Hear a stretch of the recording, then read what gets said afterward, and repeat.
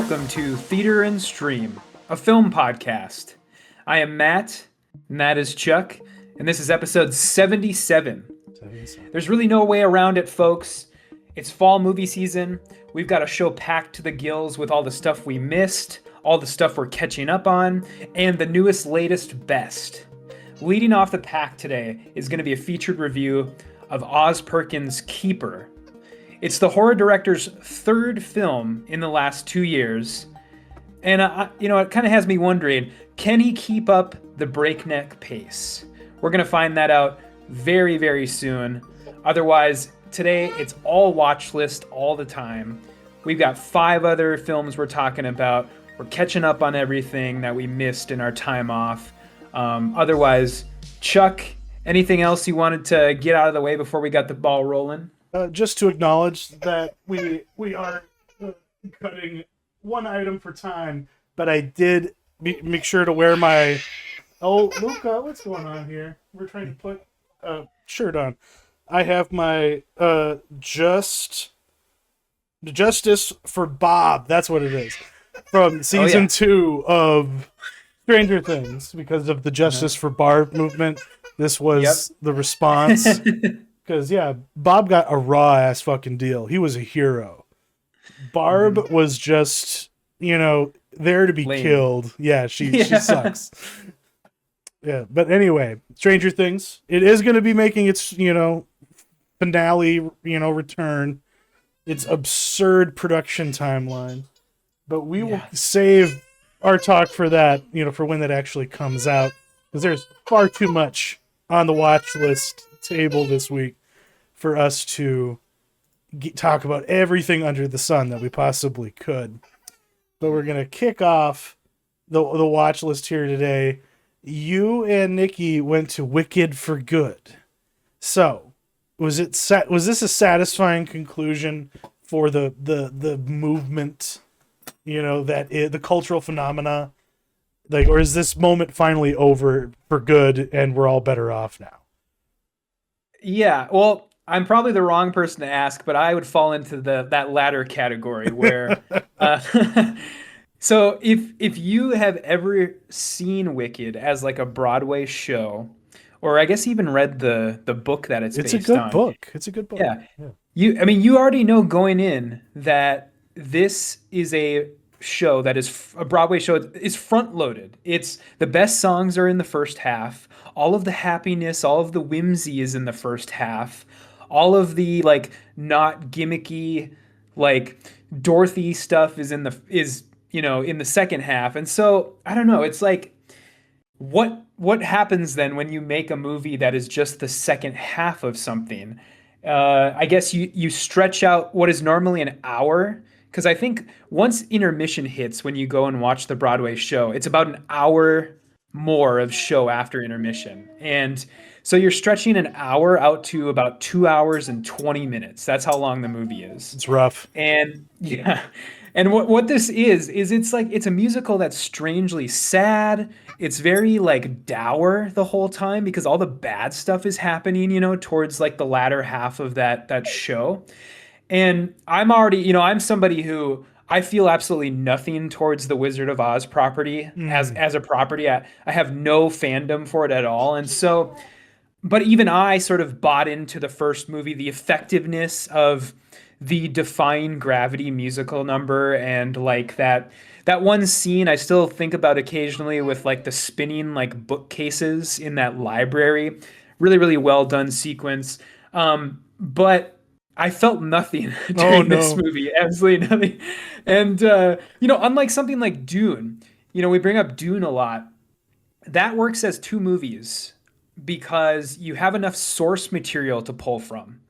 And so this does not have enough source material to pull from. This feels like they're pulling from appendices, basically is kind of what it feels like. It's akin to the material that Amazon made a whole Lord of the Rings show out of, where it's like, what is all of this stuff? This is stuff for people who are really dug into this world and this lore, and it's what is this for your casual everyday viewer? It just doesn't work. And yeah, and then, of course you have all of like the gimmicky stuff, like the appearance of Dorothy and all of, the rest of her band.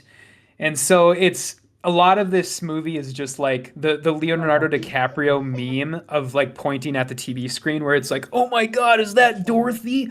Are those the ruby slippers? Like, is that the Cowardly Lion?" And um yeah, I don't know. It's just not it's not for me. It was never for me. Um and what do you know? I didn't really like it. I think I said this the last time when Yeah. we reviewed Wicked Part 1. This, and it remains true.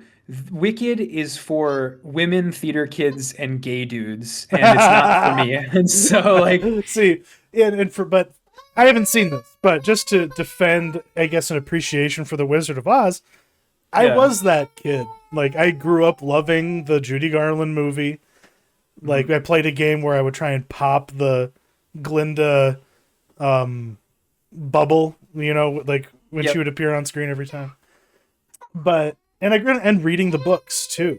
Like I was really captivated by those. We had this like really awesome hardcover illustrated version of The Wizard of Oz that's outstanding. I'm going to steal it from my parents when they're done. But then like the subsequent books are, also there's some bangers in there, like Ozma of Oz in particular.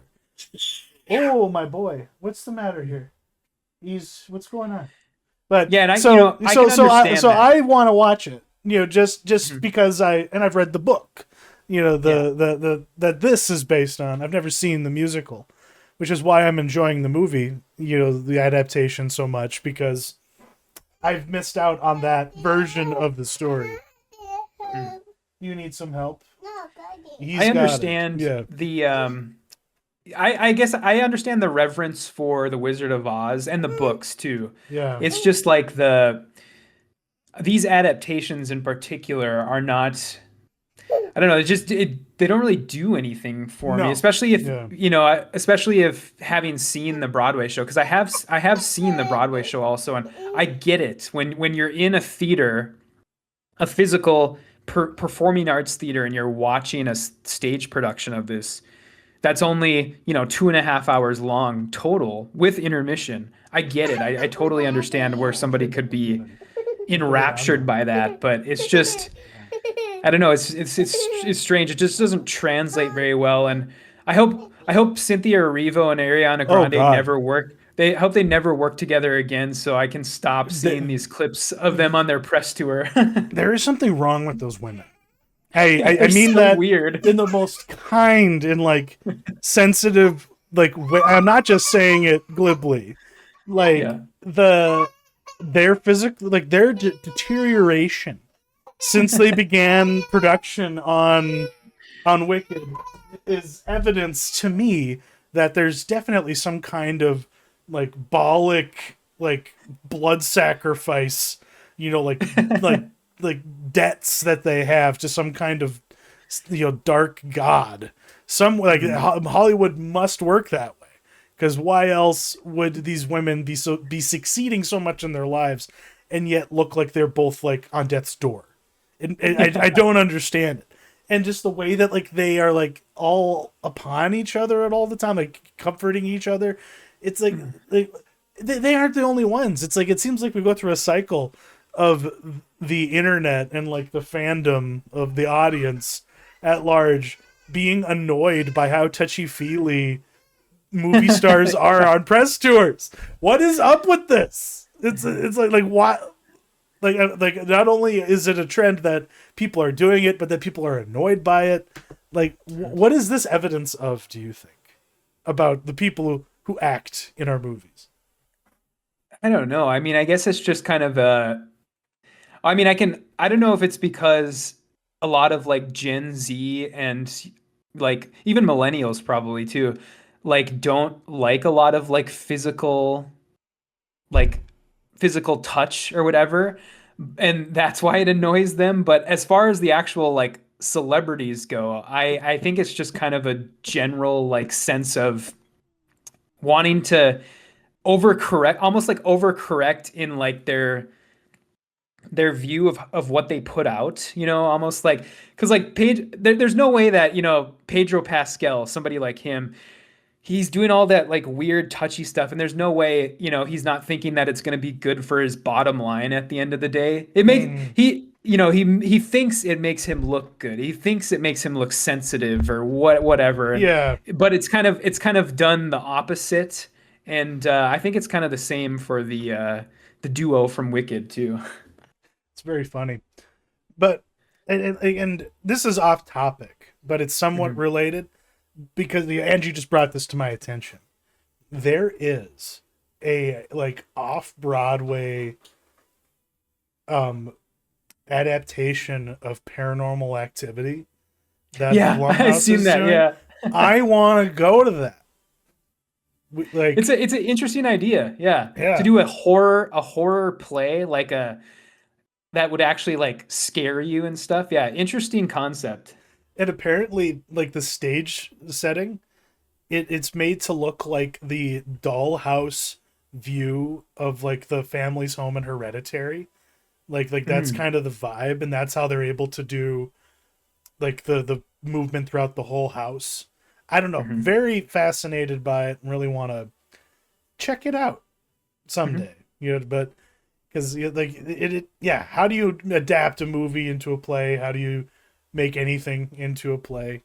They'll do anything. Like look at Cats. I don't know how you fucking arrive at Cats, but Yeah. yeah, I don't know. Wicked for good. It's a dumb subtitle in my opinion. I don't know where they're getting it from. But on that note, I was also a little disappointed in William of the Bull's adaptation of Frankenstein. I guess that's Guillermo is William. I didn't know that, Okay. but, Yeah. that's how Broadshow described him on Facebook the other day. So I was like, wow, I didn't know that. And yeah, of course, you can't talk about this movie without acknowledging the fact that because he's said very plainly that this is the movie that he's been preparing his whole life for. Every single time Del Toro was making any of his films, apparently, it was him like kind of building up his creative muscles so that he could tackle the one movie he did want to make. This is like Peter Jackson doing King Kong. Because they both arrive at the pinnacle of their careers. They bring home Oscar gold. There's nothing that, and in Del Toro's case, it was 2 times over because he won not only for The Shape of Water but for Pinocchio as well. And so he's kind of at his I can do whatever the fuck I want stage of his career, and he's gonna make the movie he's always wanted to make. And there are some stretches in this that are can only be described as just rhapsodic gothic glory. Like it's everything that you'd hope it could be. And then there's just stretches where you're like, why the fuck are we doing this? And dear God, I am so tired of these performances. Because I guess he just didn't mine anything interesting from the core text. It other than him continuing to basically have more identification with the humanity in the monsters in his movies. He doesn't quite allow the monster to take ownership of the heinous shit that he does. Okay. Like instead of there being this I guess ambiguity about the morality, like who is worse. It's like who's really right about who's responsible for the consequences. Of like does the monster have no free will? Did he have any choice but to like kill innocent people? Yada yada yada. Like none of that really comes up, and it's just firmly about Victor Frankenstein being a shit person and running from his ownership of responsibility for his actions and how it's harmed other people. and then just being forgiven by his creation, and like it just doesn't give us anything new, and it's disappointing on that level. But let me tell you, if you just smoke a joint and just relax, and just soak it up, yeah, it's fine. But it's not as great as one would expect. And interestingly, he has Del Toro has expressed that like he's done working with monsters now. He like there was like he in the middle of making Frankenstein, there was this one shot that like once they had it, he just said like there's fire that had been burning in his chest just kind of puffed out because he had finally he'd gotten that rock up to the top of the hill. It's like, what if Sisyphus finally got it there? And now he's just like, Jesus, now what? So apparently whatever he does next, it's going to be very different from what we're used to seeing from him, which is a good thing, I think, because I agree with him. There's nothing more in this milieu that he can mine. There's nothing more in his vision for it. And I'm glad he's acknowledging it, because there's plenty of filmmakers who would just keep on trying just for the sake of staying relevant and working. Like, there's some filmmakers that you're like, yeah, why didn't you just start making rom-coms and family films instead of like Halloween 8, or like something like that? You're like really try something radically different for yourself, like John Carpenter, like, or whoever you are, So like wherever this guy goes, yeah, it probably won't, because like he's kind of protected from the box office consequences that puts some directors in jail, because he works with streamers like Netflix. So I guess that's kind of where I'll leave it. I'd recommend it this holiday season. It's a good Yule log if you just want to throw something on that is largely inoffensive, when the kids go to bed, because it is gory. It's just not sexy enough, in my opinion, especially with a Lordy as the monster. Like, there had to be some dong hung, and it never happened. Never happened. He looks like the engineer from from Prometheus. Yeah, it's really weird. And that's like where some of the stuff is hit or miss, but like the set dressing dude, like the lab, like the castle it's in, all of it is so good. But I just hated all the characters in this. Ultimately, I didn't really care for anybody, and I just wanted nothing but bad things to happen, which did happen. So I enjoyed it on that level.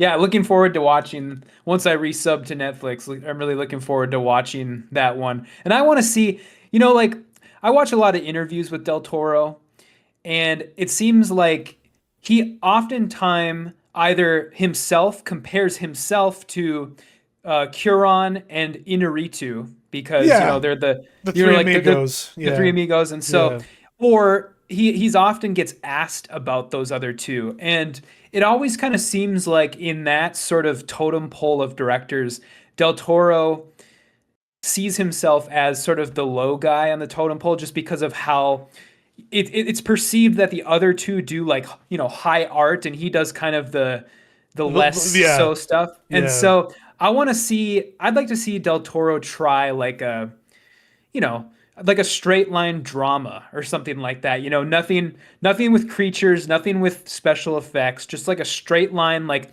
Spanish drama, or like Inarritu does, or something like that. That would be interesting.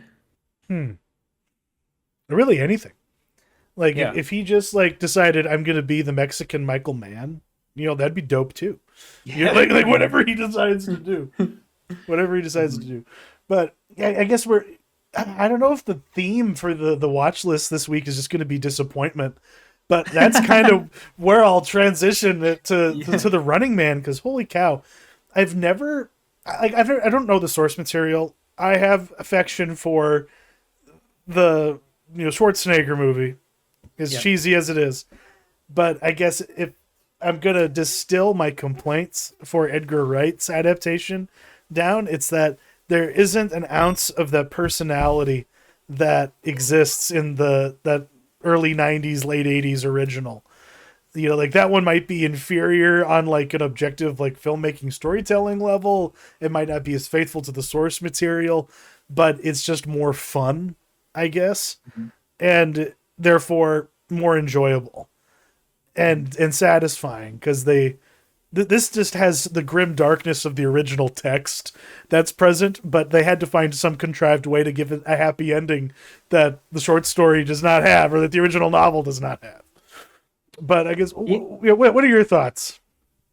Yeah, I'm in largely the same boat. It's kind of it's weird how by the book this movie is, where Hmm. it's just kind of like, and coming from, knowing who it's coming from, it's kind of disappointing because there's nothing in this movie that I looked at and said, that is some patented Edgar Mm, Wright shit yeah, right there. yeah. Like, there's nothing in this movie that I'm like, that is his signature style, that is totally his thing. And it's just sort of like generic. I guess the closest thing maybe to like some real like Edgar Wright shit is those like conspiracy theory, like revolutionary videos that one guy produces, like when the movie literally just grinds to a halt, Uh-huh. and then the guy pops out of the screen and he's like, "Let me tell you about some shit." And like basically those I guess are the most Edgar Wright thing in this movie. Otherwise it's a very straight line action movie, very generic.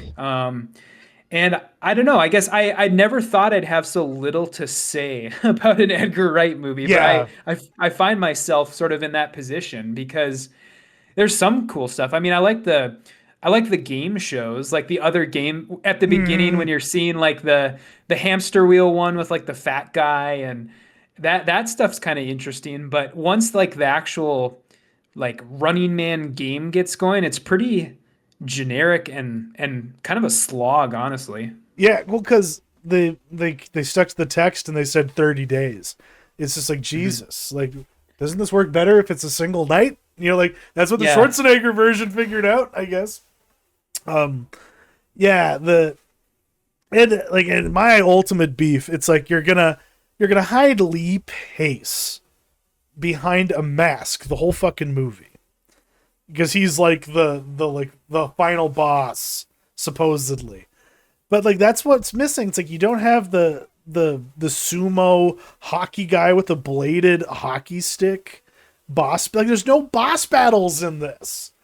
Mhm. It's like the hunters are just generic private military people instead of gimmicky, like absurd, like wrestling characters. Mhm. I know that maybe that sounds corny to some people, and maybe that's why they didn't go that way, but it's memorable at the very least. And yeah, it's like, what are people watching for? Like, the thrill of watching somebody get murdered on television. Like, there was no theatrics to it. There was no Mhm. showmanship. Despite having all of the pieces together. From a casting and technical standpoint, this should have worked. This should have been a banger of a fucking movie. Yeah. Instead, Mhm. it was No. just middle of the road, generic, and very, very sad. Mhm. Because, yeah, a mini review for The Long Walk, which is the other Richard Bachman adaptation that actually works from Mhm. this year. And, because it, largely just kept to the source material and didn't deviate. I think they maybe tweaked the ending a little bit, but it's a different task. Obviously, it's a lot easier to just be dour and serious the whole time. But like, Mhm. he did not take any chances to be fun. No. Or to have Glenn Howerton, actually, not Glenn Howerton. What the fuck is his name? Powell. Powell. Glenn Powell. Glenn Yeah. Powell, actually, to like use some of his charisma. Mhm. You don't Yeah, have it's weird how like half the time he's like, I'm doing this for my family. Like I love my family. And then half the yeah. time he's like, I'm the angriest guy on the planet. Like, don't get me mad. And it was weird how they tried to do like both of those things. And it's like, okay, which one are you, dude? Are you the guy who's here for your family, or are you like the dude who's gonna blow his top at any second, you know? Yeah. Yeah. Are you a sociopath, or are you just a good guy? You know? Yeah. Yeah. It's like they didn't really do anything interesting with that. And yeah, just a bummer in my opinion. What? Yeah, Yeah, definitely not worth definitely not worth seeing in theaters. And yeah, I don't know what Edgar Wright is doing now. Like I feel like his career has kind of been on, I don't know, autopilot now for a bit, I would say. And I'm not really sure.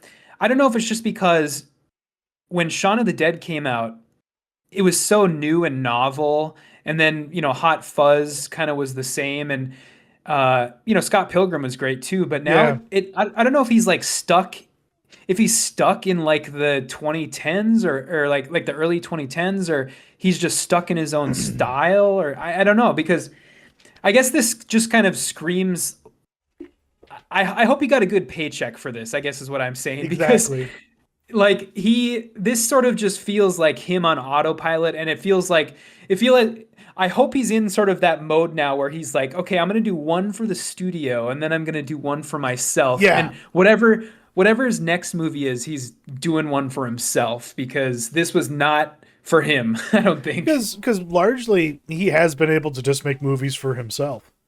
Like even Yeah. like the ones that you're more marketable, like more mainstream normie, like Baby Driver, still were completely him and were a good time, and Mhm. worthy of the experience.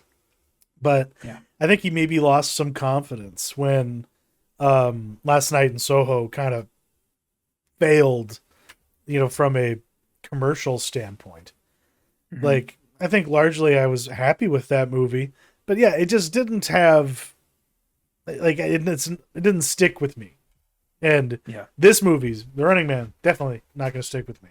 So I hope he has something interesting planned for himself. Yeah.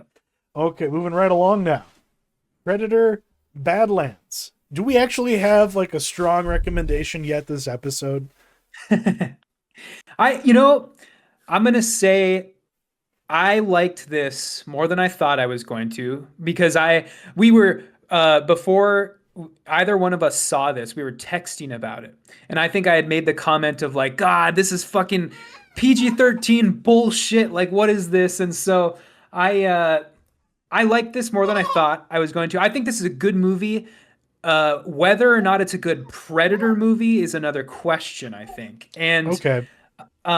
it pains me to say, because I really liked both Prey and Killer of Killers, that also come from Dan Trachtenberg, because I thought those movies, those two films, made it seem like he had a good handle on what this series should be.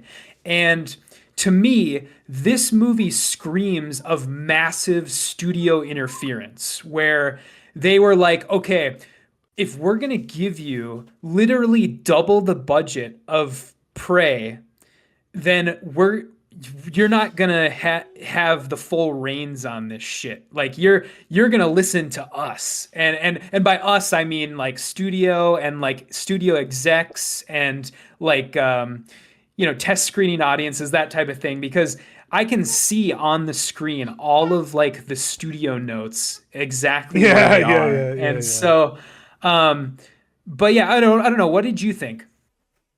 I found that my enjoyment really started dipping once.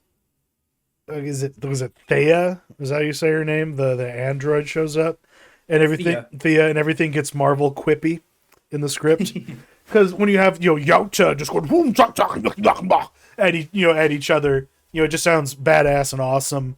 And I love me any sci-fi experience where it's just alien and it just revels in whatever the alienness is.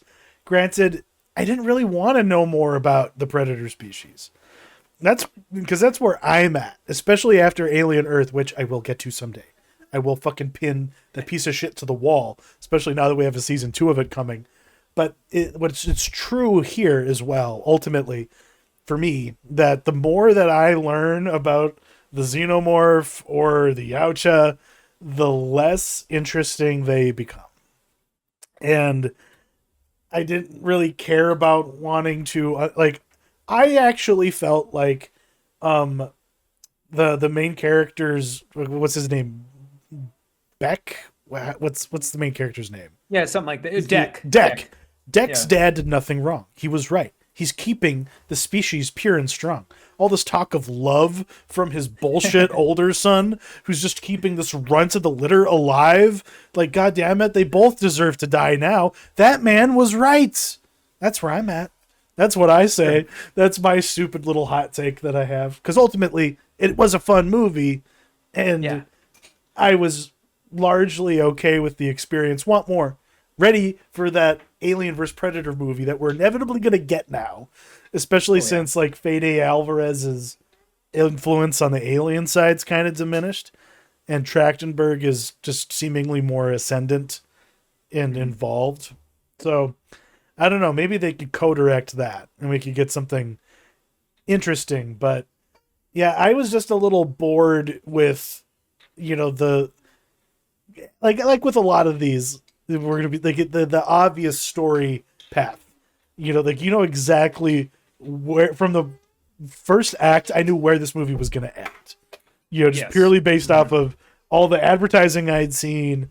And it's like, do I really care if he kills this alien or not? What's the end game?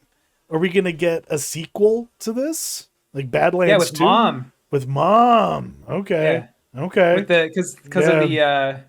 the stupid God, I hated I thought the ending to this was awesome. Like the cut to black, and then they ruined it with that like 5 seconds later tacking that extra scene on where he was like, "That's my mom" or whatever. Oh God, Yeah. that was so bad because The, it was such a good like just like yeah. stick a pin in it type of ending.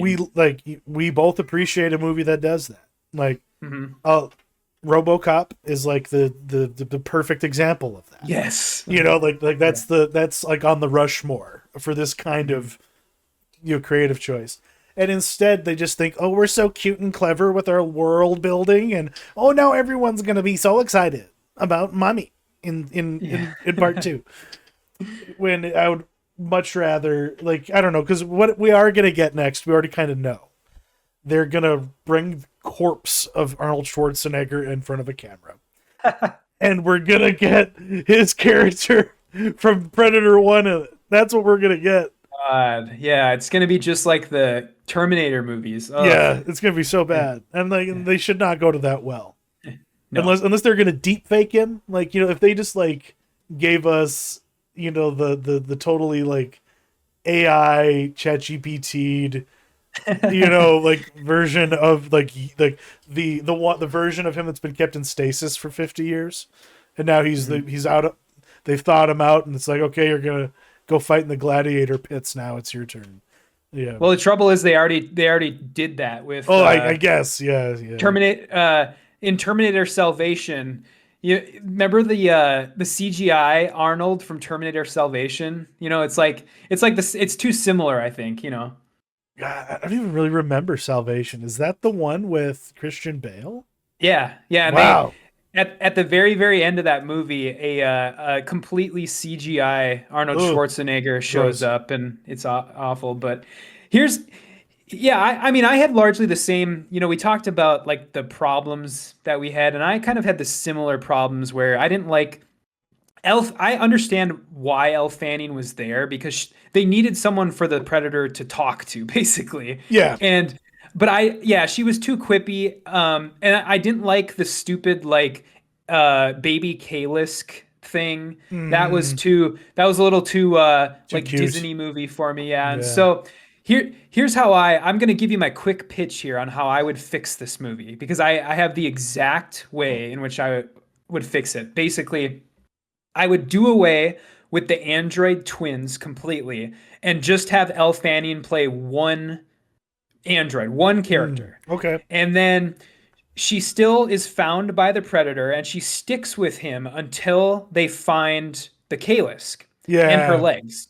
And the predator defeats the Kalisk and he does it surprisingly easily. And then almost simultaneously, Elle Fanning realizes that the much more enticing weapon for Wayland Yutani isn't the Kalisk because of how easily the Predator defeated him. Uh, It's the Predator himself. She needs to get the Predator, not the Kalis. Like fuck the Kalis. He absolutely bodied the Kalis. So I'm gonna get the Predator for Wayland Yutani. And so she turns on him. whoa. Okay. Like Yeah. basically she gets her legs back, she turns on him, all of her android buddies show up and they whoop the Predator's ass and he barely gets away.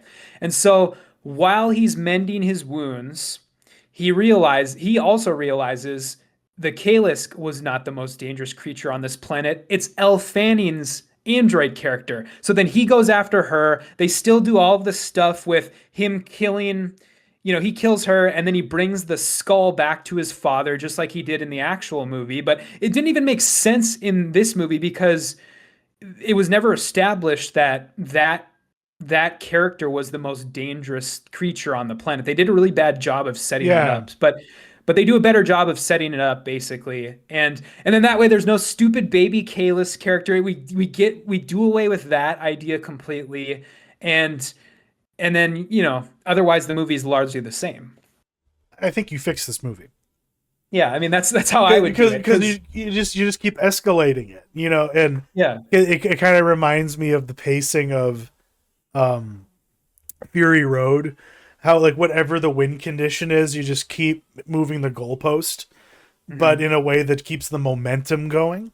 Yeah, like that would have worked a lot better, and it would have been less busy. But instead, we had to have good Elle Fanning and evil Elle Fanning.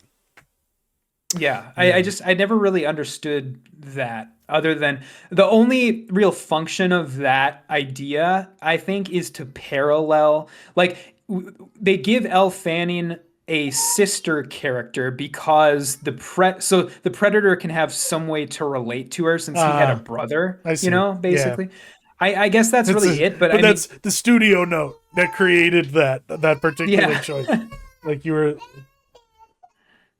Yeah, I mean Oh, it screamed like a studio note. oh Yeah. yeah, And um but yeah, I mean I still think, like I said at the beginning, I enjoyed myself. Thank God for this only being like an hour and like 45 minutes long. Like I love when, movies are that short nowadays. And yeah, go see it in the theater yeah.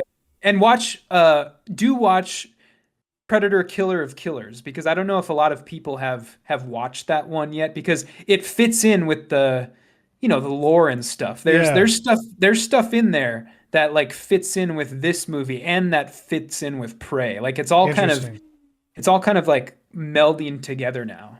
And it's neat that of all the franchises that's being treated with such care, it's Predator. Yeah. It's so funny that that's the case.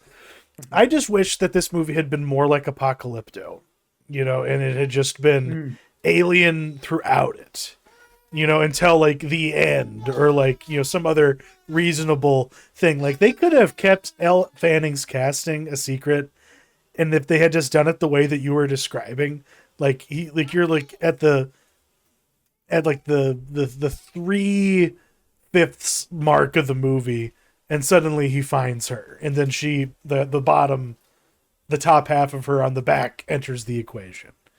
Before it builds up, but beyond that. But yeah, it just didn't feel quite anchored enough. To like whatever it was that they, were trying to do. Because yeah, eventually we're hopping all over the place, and yeah, there's just and they had to have everyone be an android so that this could be PG-13. That was another Yeah. thing. There Yeah, was so much green and white blood everywhere. And, I will give it credit for that. I'd said at the very beginning, I was afraid of this being PG-13, but when you take the fact that the blood is all white or green out of the equation, this is a very violent movie still. Yeah. It probably shouldn't have even been PG-13. It's stupid that you can literally change the color of blood from one color to another, and suddenly the MPAA is like, "Oh Oh, yeah, totally totally fine. fine. Totally It's fine." just And so, fantasy violence. yeah, yeah. So, um, but yeah, I mean, the violence was definitely not a problem as far as like people who thought that Okay. this might be like neutered in some way. I don't think it necessarily was. I think it was still pretty, you know, pretty fulfilling in the action Oh yeah, department, and visceral, and yeah, and gory, but just in Yeah. a way that it's not gonna make everyone cringe. Hmm. But our girl, Yeah. Catherine Bigelow, she's back, and she just happens to be back with a script written by Noah Oppenheim. Do you know that name? I don't. I feel like I should. Is he like a journalist normally or Yeah. something or So okay. in the saga of Ronan Farrow's exposés on Harvey Weinstein, Yeah. they were originally going to be for NBC News. Noah Oppenheim was the news producer who scuttled the story, Mm. and you didn't want to run it because he had aspirations of becoming a screenwriter and a film producer, which, of course, he eventually did. So, yeah, he didn't want to piss off Harvey Weinstein. He respected his power because he eventually wanted to be doing exactly what he's doing with Catherine Bigelow with the House of Dynamite, which is like a triptych film. You basically see the same, like, 20 to 25 minute sequence from three different points of view back Mm. to back. They each have a different title, but you basically just see the same like half an hour and like a little bit, leading into it and after it, of when a ICBM launch is detected, and then to when the missile lands and blows up Chicago. And like I'm just there's no spoiling that. Like that's the power of the scenario because it's a horror movie. It really makes it very uncomfortable knowing how tenuously we are existing because of mutually assured destruction and deterrence. It's like, yeah, we're the Cold War, ended 30 some odd years ago. The Doctor Strangelove came out how long ago? Like how long have we been dealing with the anxieties of nuclear war for a really long time? But this really kind of drives home what it would actually be like in the modern sense, because unlike back then, we actually have a hope of launching a missile of our own and shooting down a nuke before it re-enters the atmosphere. But it's like shooting a bullet with a bullet, which is one of the subtitles. And it's in actual stats here, Matt, it's a coin flip whether one of our 40 missiles that we can launch to bring down a nuke will actually hit. Sure. And it costs us $50 billion to make each one of those things. Like that's how like absurd and scary the situation is. So it's interesting because like, yeah, I love any movie that, like has Barry Ackroyd handheld cinema verite cinematography, fly on the wall in, like really tense scenarios. But what you just have to, what keeps getting driven home in this is just the horror that all these, supposedly competent and intelligent, people, these, some of whom were elected, some of whom, are the best in their business, just like all lose hope. You just see the light leave their eyes, from a different point of view. Some characters are just background chatter, for others, and then you get to be with them while they're articulating what you didn't quite catch. So the editing of it and the writing of it, it's very well crafted. For all the shit I was giving Noah Oppenheim, he came up with a really cool story, like in a cool way to tell it. And yeah, it left me very uncomfortable. And it's one of the best movies that like I think you could see this year. I recommend it. Okay. Yeah, just because it's Catherine Bigelow and she's doing something a little different in the sense that this isn't an action movie. Like this is just people in rooms talking, but if you've never had such a pit in your stomach.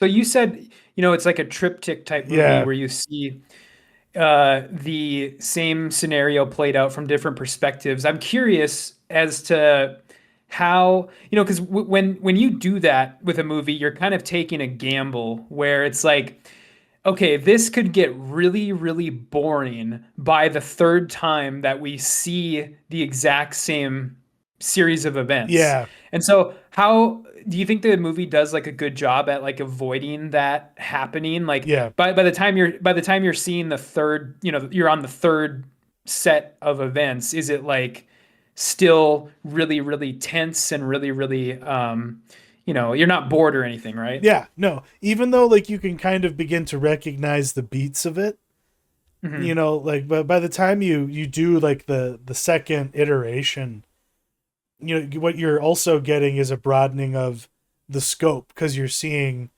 other environments and like how the outside world is reacting while all the rest of this is going on, and what each person's like role is in the larger whole of it. Like each section has something to offer and something to bring to the table, and it's not and by the end of it there is some ambiguity that hasn't quite been ironed out for you yet, and you don't understand the agony going on because the Idris Elba plays the president, but he's just like a voice over a speaker.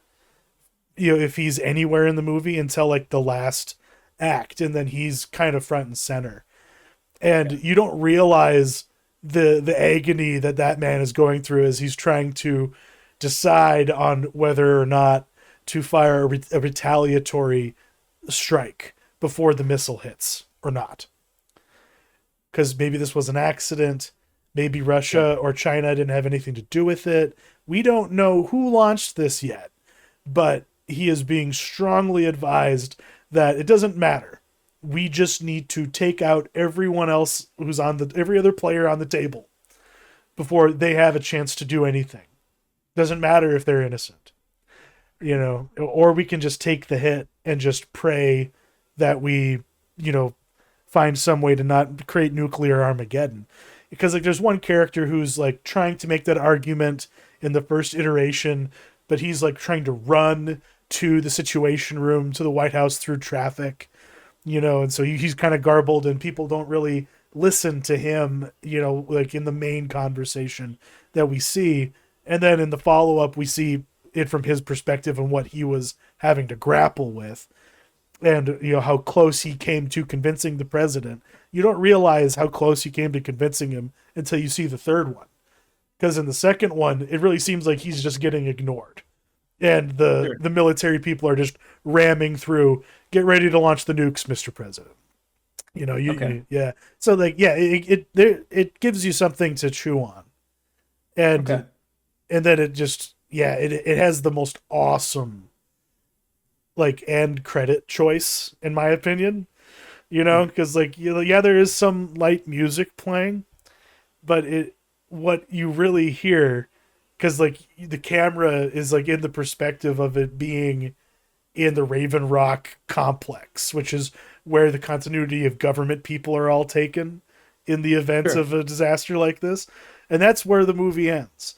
And then as the credits are rolling, you just hear the rumbling of like other Mm. explosions and the faint, Jesus. sound of screaming. And it's Hmm. just haunting as fuck. And yeah, that's ultimately why I endorse it. Because it just like that really hit me as I was just letting Yeah. it roll at the end. Yeah, I can't wait to watch it.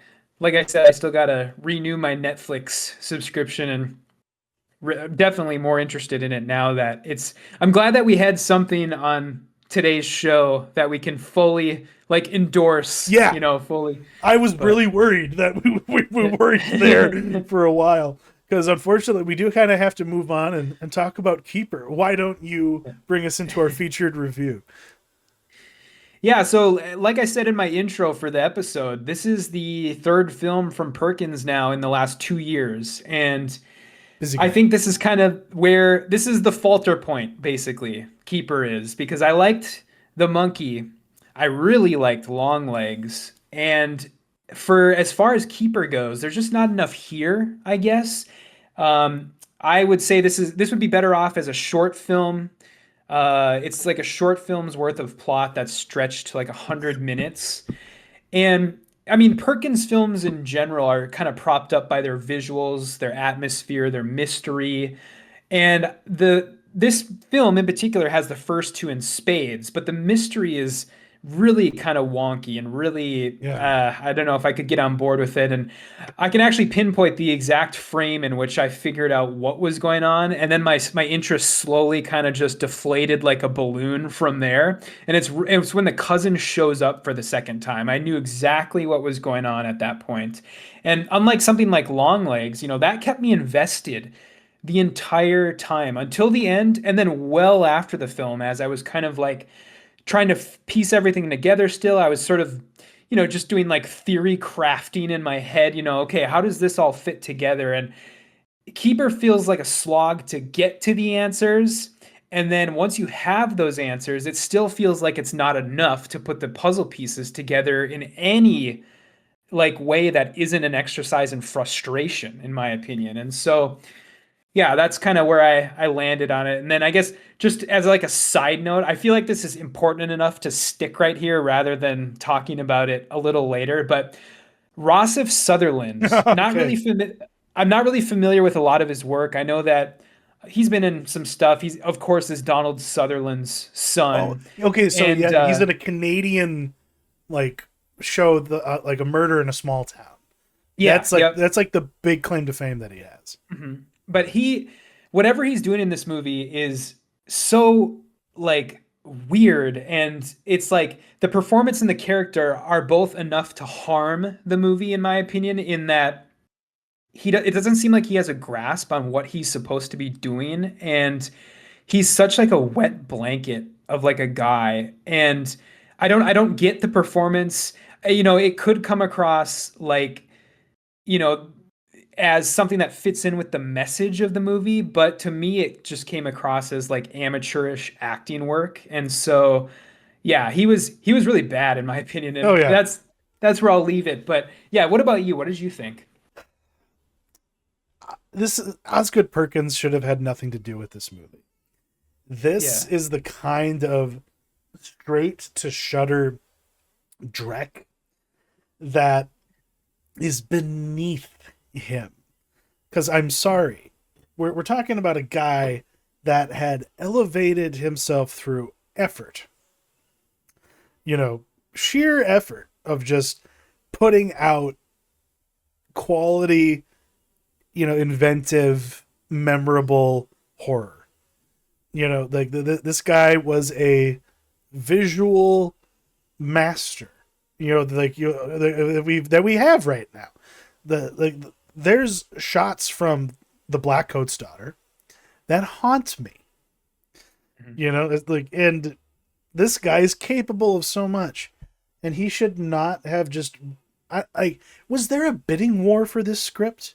What was so hot about it? This was pedestrian. Yeah.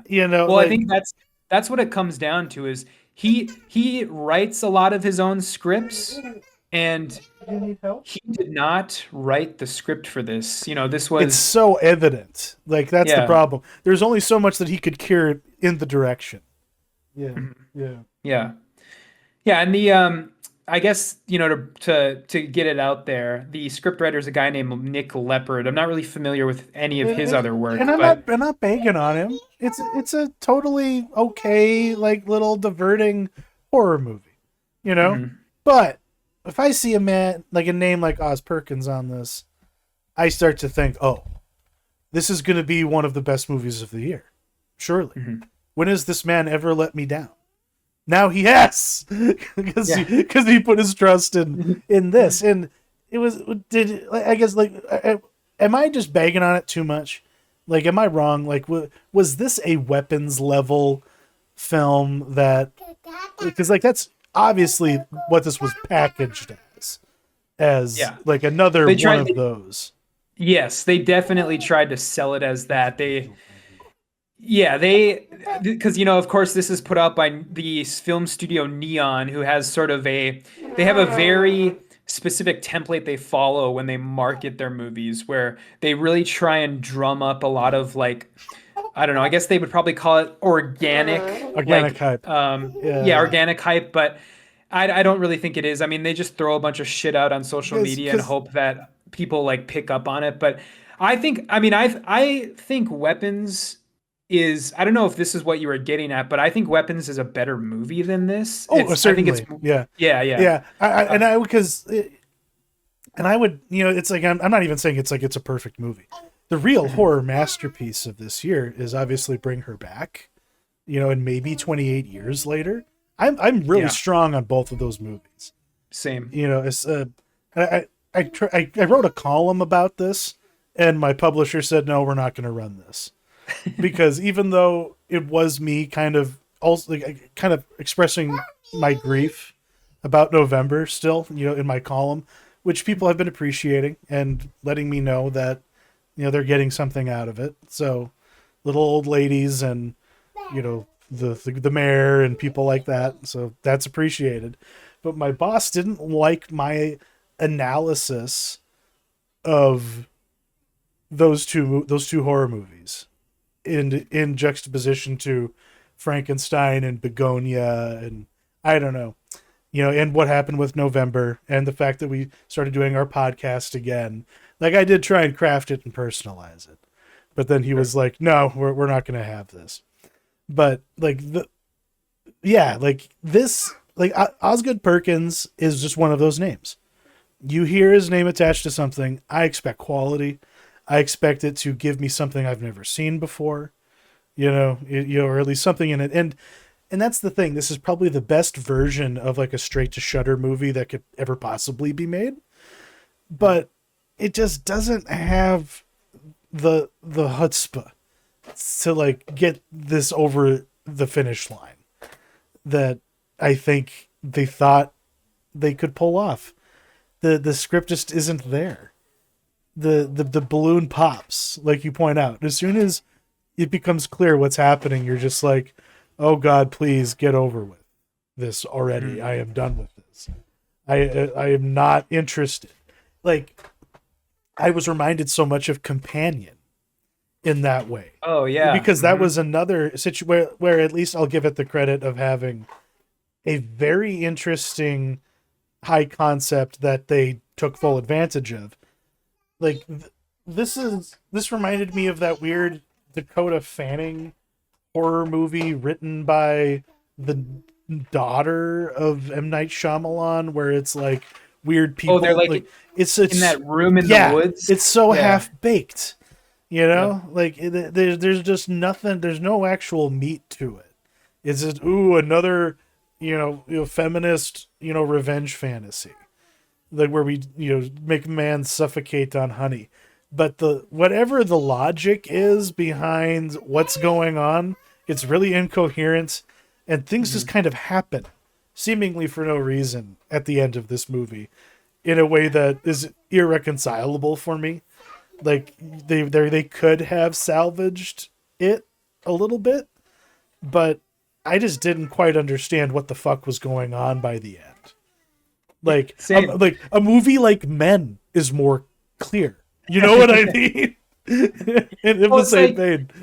you had mentioned if this movie was just a little more clear on what was going on, then I would also agree with you that this would have been just a fine little like direct to Shutter movie, something for them to put on there and then people watch it and forget about it after a couple Yeah. days.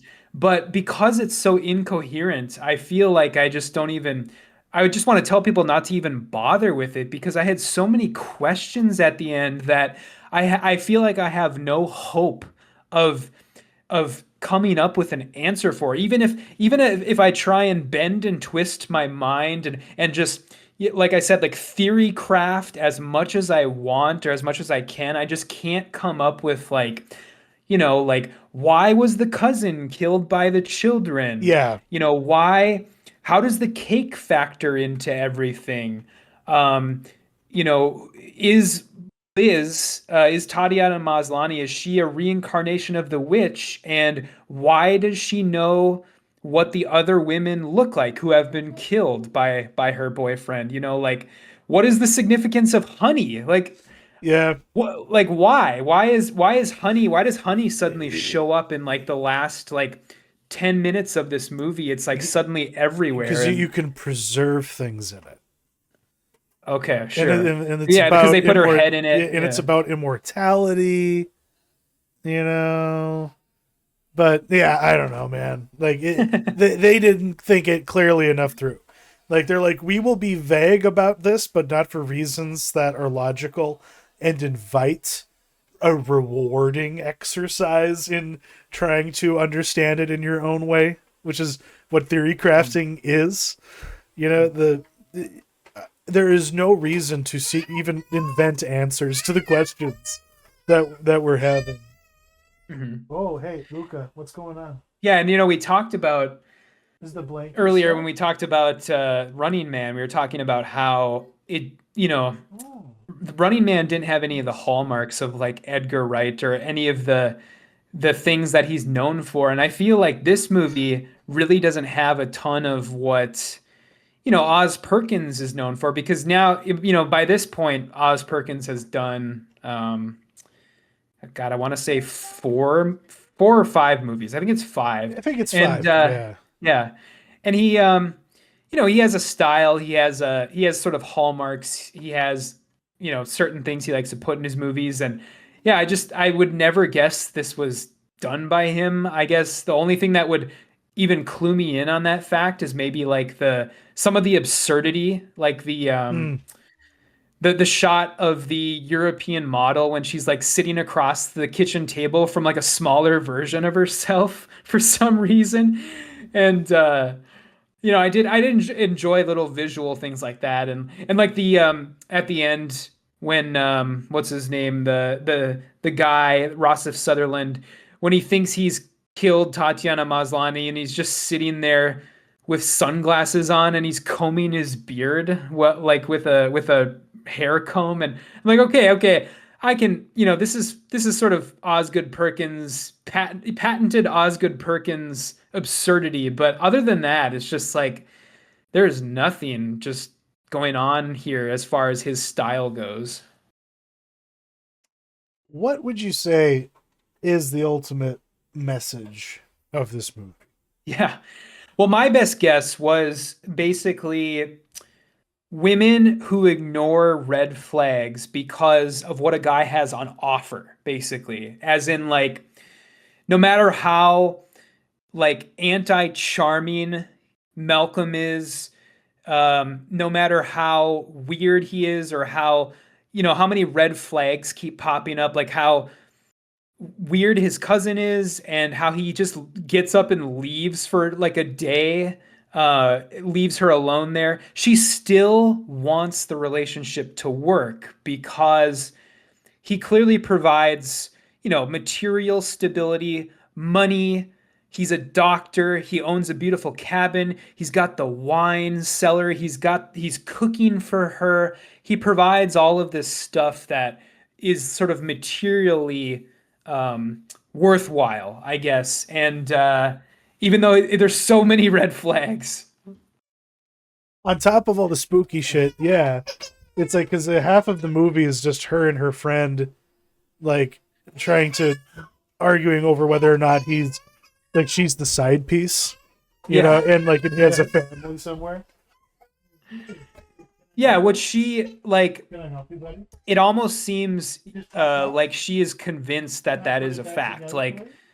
that she is the side piece and her friends kind of acknowledge that and yet she's still because she doesn't know, because she's not 100% sure of that, she still kind of is staying in the relationship because she doesn't quite know for sure. And so she's sort of using the fact that she doesn't know to kind of keep herself in that position, as far as that goes. But yeah, and then there's like all the weird stuff with like, he gets her that like beige cardigan, and Yeah. they've been dating for like a year, and she's like, she's talking with her friend about it, and her friend's like, didn't he know that you wouldn't like something like that? And she's just like, yeah, he was just trying to be nice or whatever. And so yeah, it's just all these strange things. And See, that's part of the reason why I don't know if Rossif Sutherland was trying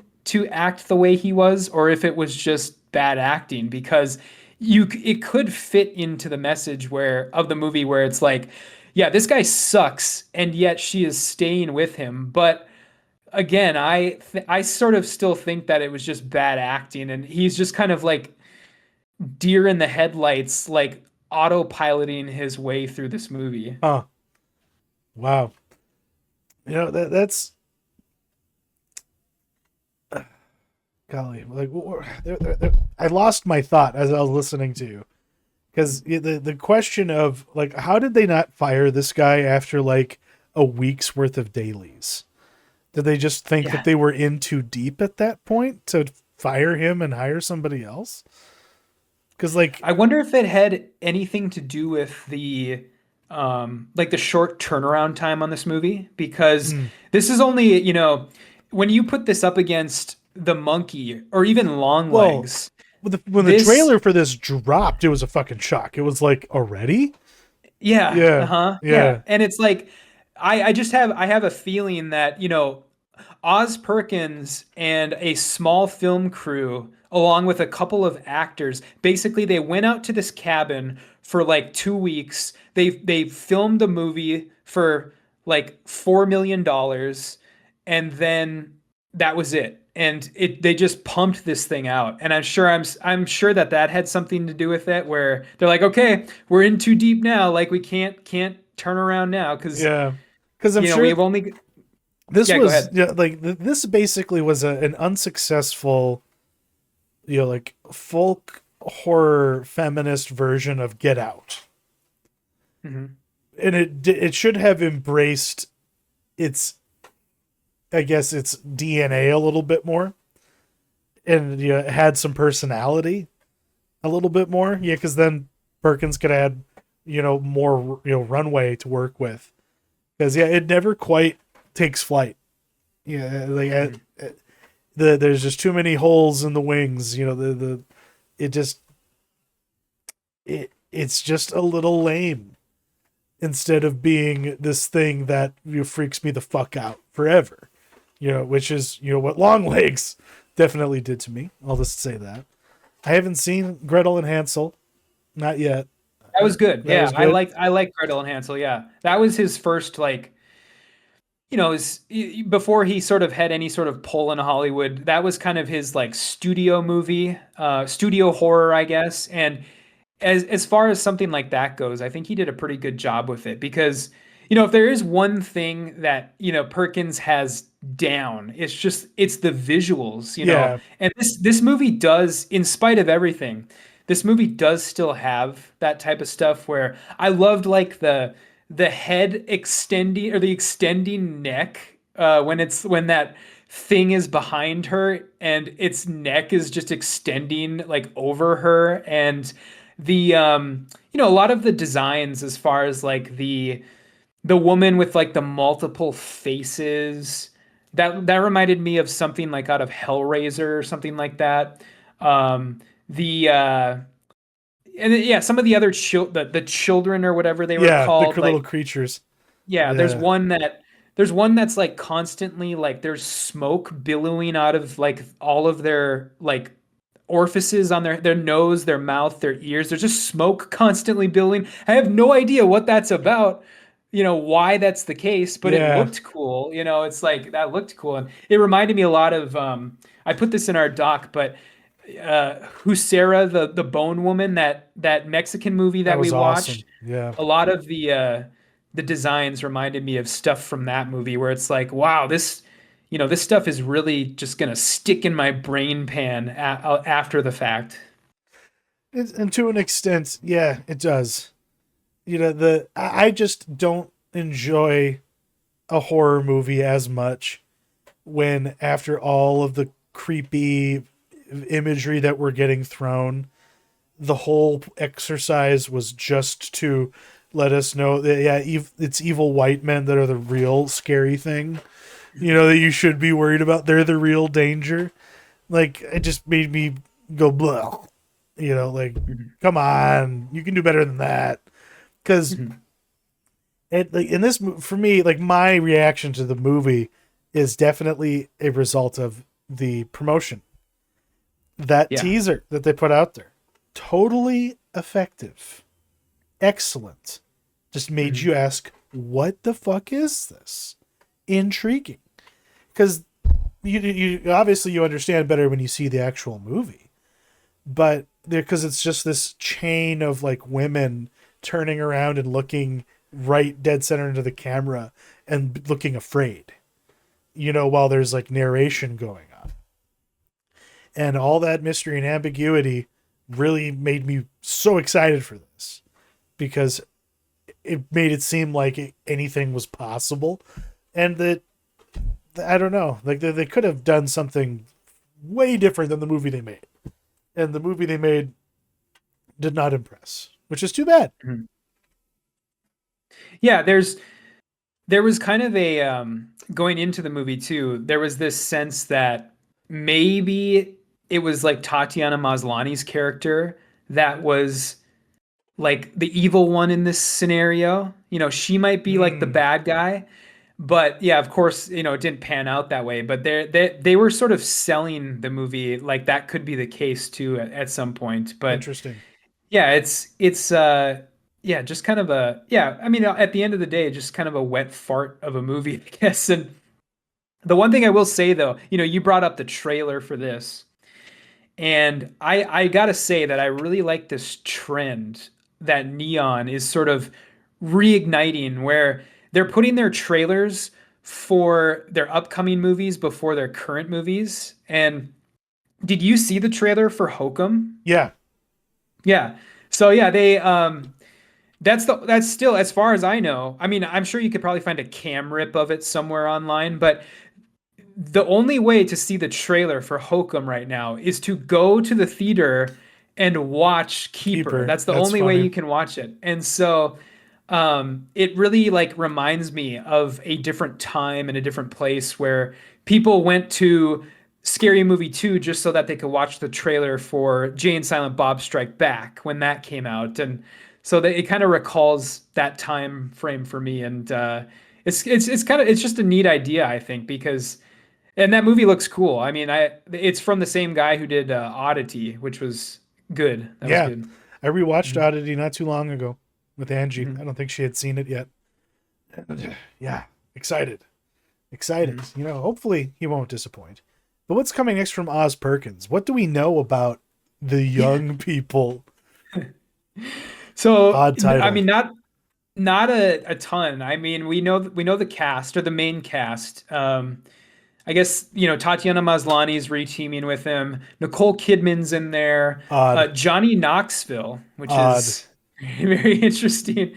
Um, But I think the only bit of marketing, the only bit of anything that we know about this movie is the tagline for it is a bad trip from Oz Perkins. Okay. And Okay. which is interesting because I want to say that God, what was the tagline for this movie? I think it was something similar. I'll look really quick here, but I think it was something. Oh no, I guess it was just Hell Awaits. It was the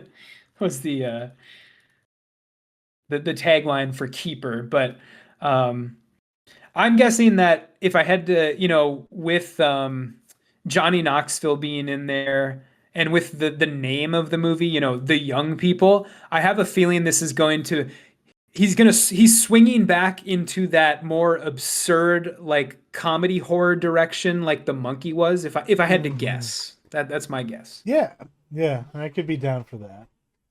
That was pretty fun.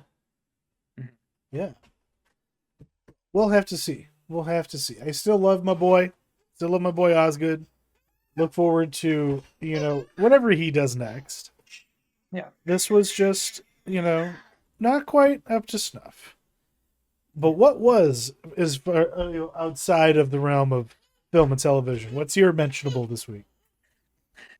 Yeah, so my mentionable this week is a book, the first book from Joe Hill in about a decade, because Joe Hill has been kind of stuck in the like Hollywood machine lately, where he's all of his stuff's getting adapted It's and getting optioned and yeah, getting yeah. optioned. And so it's been a while since he's actually written a book. And so his new book is called King's Sorrow.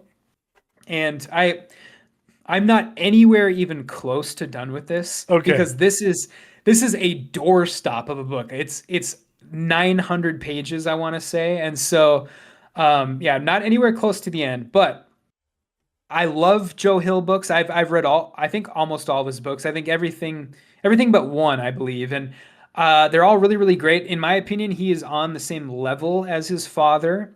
And this one so far is really interesting because what this is about, I'm going to just give you the pitch here, the sales pitch Yeah. basically is um, this student at a college in Maine, of course, the college is in Maine.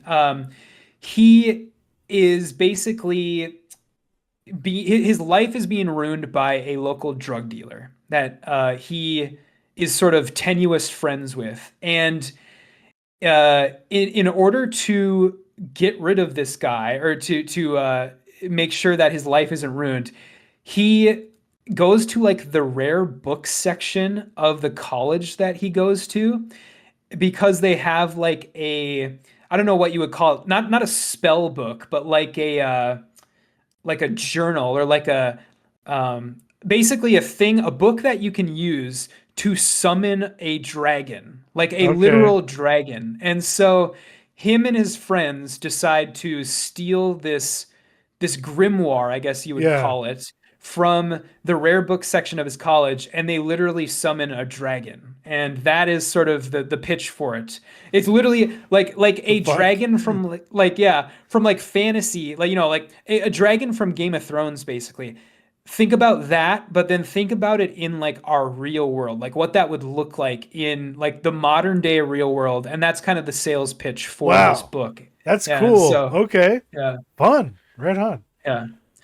So far, yeah, very fun. But like I said, I'm nowhere near through with it. It just came out like 2 weeks ago, and so still working my way. Right on. No, that's really Mm. cool. I'm gonna have to check that out in some way. Um, I'm setting myself up for failure with my mentionable here because I also bought into the like founders edition of Warhammer 40K Dark Heresy, the Inquisitor, Owlcat game that they have coming out, and Mhm. that's starting in like mid December, and maybe I'll be able to finish Colony Ship, which is just a CRPG from an indie company. I think it's like mostly just like one guy. I don't know how big the team really is, but they're so obscure. They don't have a wiki, but I had seen some videos about this game on YouTube and I was interested. So I bought it. And the premise, is that there's a colony ship like on the way to, by sublight speeds on the way to some, far, light, but like near light year, system to colonize. And when they leave, it's like a semi-religious project, initially, and it is intended to be a generational ship.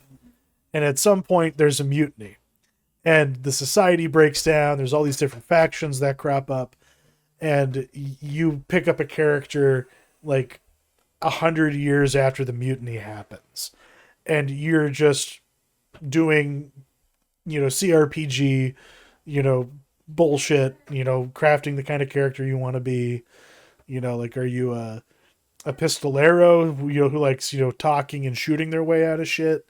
Are you're like a leader? Are you able to kind of cultivate the hearts and minds of people, for good and ill? Like, whatever play style I guess you want to go with. There's canned characters like all RPGs kind of have. You can make your own, fine-tuned one, but it's just an interesting setting, and that's mostly what I've been enjoying, because there are the people, because like before you like actually play the game, after you've done like your stat selection, it asks you like a bunch of questions about your feelings about the history of the ship, or about the different factions, or like do you believe in God? What do you think about the fact that mutants exist? Because on outer sectors of the ship, people have mutated, but they're the ones that can actually approach the core and do maintenance because they aren't as affected by radiation. So they need mutants to exist, even though they're abhorrent, heretical things that shouldn't, according to the religious dogma of some of the factions. And then there are people who are like, no, we need the mutants. What are you talking about? Like, you're crazy. I don't know. It has a lot of depth to it, I'm sure, and I'm looking forward to like getting further in. Yeah. Okay. Yeah. Is this like, so I'm curious, you said it's a CRPG and Isometric. so Yeah. okay. Yeah. So yeah, because CRPG, I mean, these days it can mean a lot. So is it Diablo style combat? Is it turn based? Is there no Yeah. combat? No, it's like Owlcat, turn based. Turn based. Yeah. Okay, sure. Where like everything stops and you have a turn order based on who gets the right rolls, just like Sure. D&D. So it's tabletop simulation, and I don't know that there's a lot of depth to the combat. It's mostly just, it's like Fallout in that respect, where it's like you're just shooting guns. I haven't really run into like people don't have like psychic powers yet, or Okay. that kind of thing. So it's more grounded in that respect, so far. But yeah, I'm not very far in.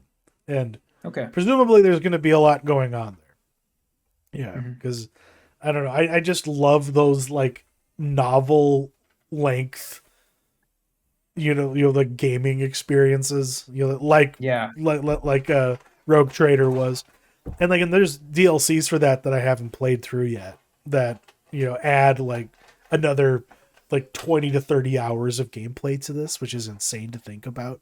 Because like we're talking about like if you were going to do every nook and cranny of the base game, it's like 200 hours easy. Just because there's just so many random little things you can fucking do. Yeah, I'm a whore for that kind of thing. But yeah, it looks cool. I love myself a good CRPG like and it's Fallout. not new, like it came out like 2 or 3 years ago after being in early access for a long time, and it was just kind of obscure, but unique enough. Like, yeah, it's clearly like a humble project. Like the presentation isn't absolutely perfect, but Okay. yeah, it was worth the money I spent so far. Yeah. But that kind of does it for now. Hopefully, next time we meet, we're going to be talking about Kill Bill, the whole bloody affair. We'll just have to see if everything falls into place. But we'll... Oh, little man, he is quite upset. I don't know what the problem is. But it's time to go. Time to go. Thank you for joining us. And good to see you again, Matt, as always. And, and take care. Bye-bye. See ya.